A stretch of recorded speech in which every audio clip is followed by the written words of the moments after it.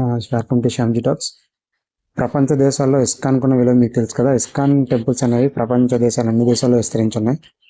మా శ్రీ ప్రభుపాద గారి ఆశయాన్ని కొనసాగిస్తూ ఇస్కాన్ టెంపుల్స్ని ప్రతి దేశంలో వాళ్ళు విస్తరించారు. ముఖ్యంగా ఇక్కడ జార్జియాలో టిబ్లిసీ నగరంలో, టిబ్లిసీ సిటీకి 12 కిలోమీటర్ల దూరంలో ఇస్కాన్ టెంపుల్ని ఎంచడం జరిగింది. ఈ టెంపుల్ కూడా మీకు ఇప్పుడు చూపిస్తున్నాను. నాకు తెలిసి ఇస్కాన్ టెంపుల్ని టిబ్లిసీలో ఎవరు చూపించలేదు, ఎందుకంటే ఫేమస్ ప్లేస్ అని కాదేమో అనుకుని అనుకుంటారు. కానీ మనకి ఈ దేశంలో ఒక హిందూ టెంపుల్ ఉంది. అలాగే ముఖ్యంగా రాధాకృష్ణులను ఇక్కడ మనం దర్శించుకోవచ్చు. చాలా మంది స్టూడెంట్స్ ఇక్కడికి వస్తున్నారు. వచ్చి లోకల్ స్టూడెంట్స్ అంటే మన ఇండియన్ స్టూడెంట్స్ ఇక్కడ చదువుతున్న వాళ్ళు చాలా మంది వస్తున్నారు, మేము చూసాం కదా. కాబట్టి ఇక్కడ ఈ టెంపుల్ని మీకు చూపిస్తున్నాం. చాలా చిన్న టెంపుల్, కానీ మన కృష్ణుడు ఎక్కడున్నా గొప్పవాడు కదా.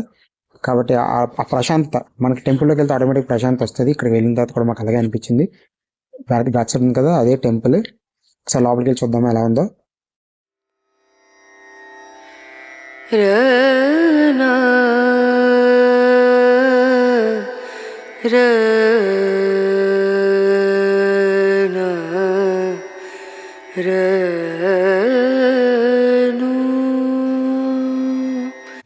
ఇస్కాన్ టెంపుల్ ఇది చాలా చిన్నది, కానీ ఇక్కడున్న మన కృష్ణుడు అందమే వేరు కదా.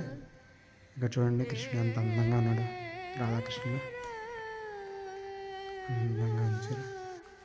పెయింటింగ్ కూడా డిఫరెంట్గా ఉంచారు. సీలింగ్ పెయింటింగ్ ఇది. ప్రభుపాద గారిని కూడా ఉంచారు.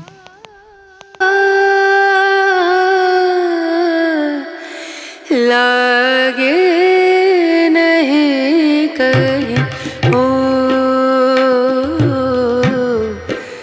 నజరియా